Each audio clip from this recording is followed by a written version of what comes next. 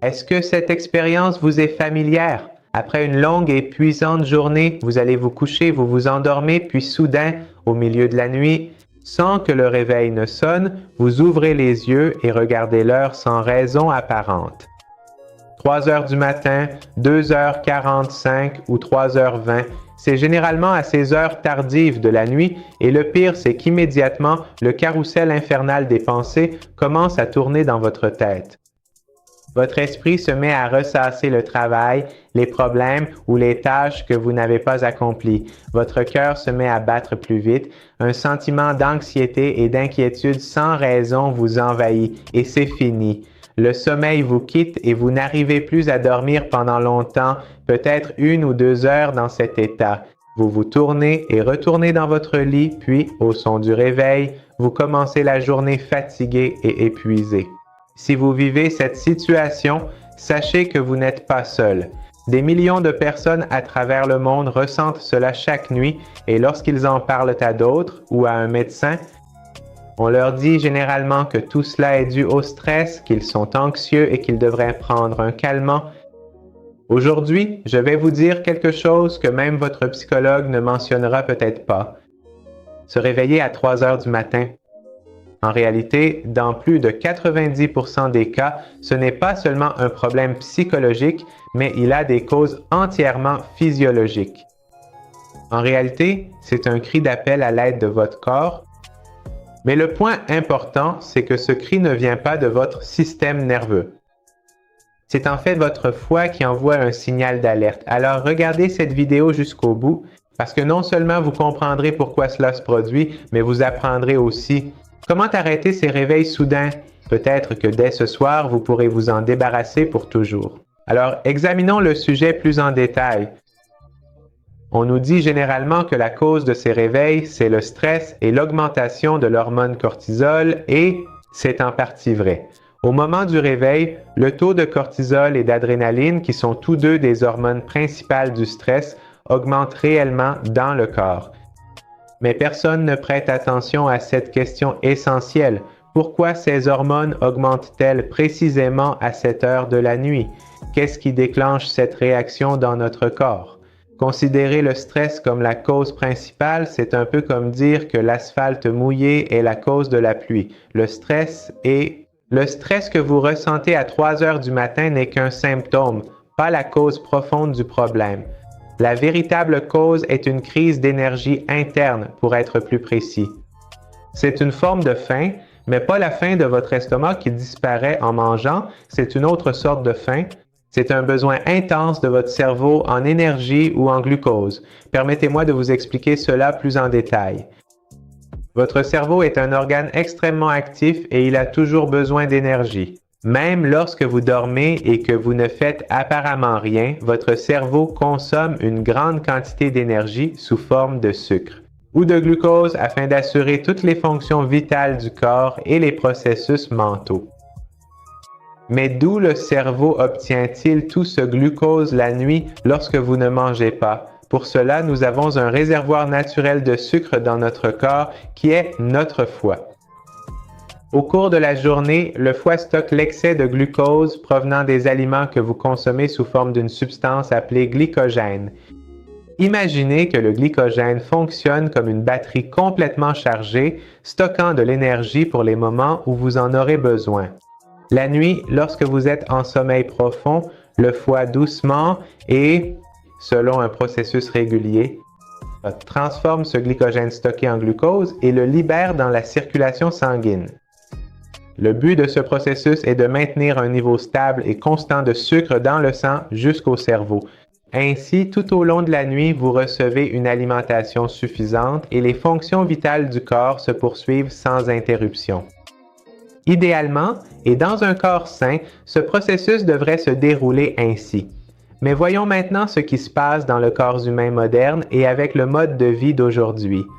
Notre foie est souvent soumis à beaucoup de pression et n'arrive pas à remplir correctement sa fonction. Cela est principalement dû à la consommation excessive de glucides raffinés, de sucre et surtout de fructose, c'est-à-dire le sucre des fruits. Dans le régime alimentaire moderne, de nombreuses personnes développent une condition appelée stéatose hépatique ou foie gras. Cette situation se produit lorsque les cellules du foie sont remplies d'une grande quantité de graisse et que leur fonctionnement normal est altéré. Un foie gras ou même un foie affaibli à cause de mauvaises habitudes alimentaires n'est pas capable de stocker suffisamment de glycogène. En d'autres termes, la batterie du foie il devient très faible et peu énergique, sa capacité diminue et c'est là que l'événement principal se produit. Vous dormez la nuit? Par exemple, vers 2 heures du matin, le foie libère un peu du sucre qu'il a stocké et tout semble aller bien. Mais vers 3 heures du matin, les réserves de glycogène du corps dans le foie sont presque épuisées et le stock de sucre est vide. À ce moment-là, votre taux de sucre dans le sang commence à chuter dangereusement. Cette situation s'appelle l'hypoglycémie ou la baisse du taux de sucre dans le sang. On dit que votre cerveau, qui est l'organe le plus important et le plus énergivore du corps, entre dans un état de panique en cas de forte baisse du taux de sucre car il a l'impression d'être au seuil de la faim et de la mort. Dans cette situation d'urgence, le corps active immédiatement son système de survie et d'alerte. Il envoie un signal fort à vos glandes surrénales situées au-dessus des reins pour indiquer qu'il y a un danger imminent. Nous avons immédiatement et rapidement besoin de sucre. En réponse à ce signal d'urgence émis par les glandes surrénales libèrent alors en grande quantité dans la circulation sanguine des hormones de stress puissantes appelées cortisol et adrénaline. Ces hormones n'ont qu'une seule mission, forcer le corps à tout prix à produire du sucre pour sauver le cerveau. Elles commencent à décomposer vos tissus musculaires afin de transformer les protéines présentes dans les muscles en glucose ou en sucre. Ce processus vital s'appelle la gluconéogenèse. C'est un mécanisme de survie très efficace en cas d'urgence. Mais dans cet état, cela est considéré comme très stressant et nuisible pour le corps. Et c'est précisément cette augmentation soudaine et intense d'adrénaline et de cortisol qui vous réveille, qui vous fait sursauter du sommeil. Ces hormones provoquent un choc à votre corps de l'intérieur. Palpitations, sensations d'anxiété, inquiétude intense, bouffées de chaleur, sensations de chaleur.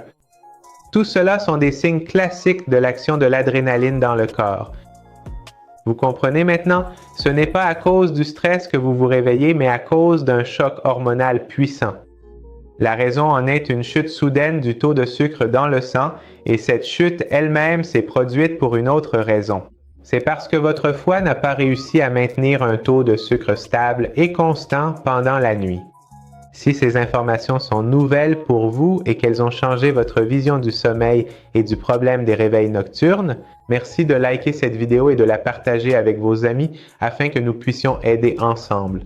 Pour que ce savoir important soit plus largement diffusé et que davantage de personnes soient libérées de ce problème courant. Et si vous êtes à l'étranger, vous avez la possibilité de soutenir via Super Thanks et de rejoindre. Le lien se trouve sous les vidéos, à côté des boutons Like et S'abonner. Merci à chacun d'entre vous pour votre soutien.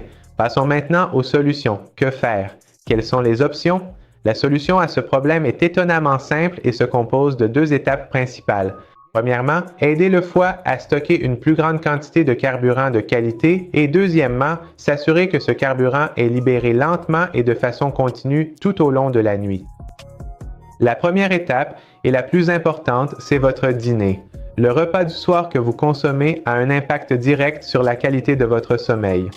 Si, au dîner, vous mangez des aliments comme des pâtes, des pommes de terre, du pain, du riz blanc ou tout type de sucreries et de desserts, ces aliments provoquent une augmentation soudaine et importante du sucre dans votre sang et cela est suivi d'une chute brutale et rapide du taux de sucre.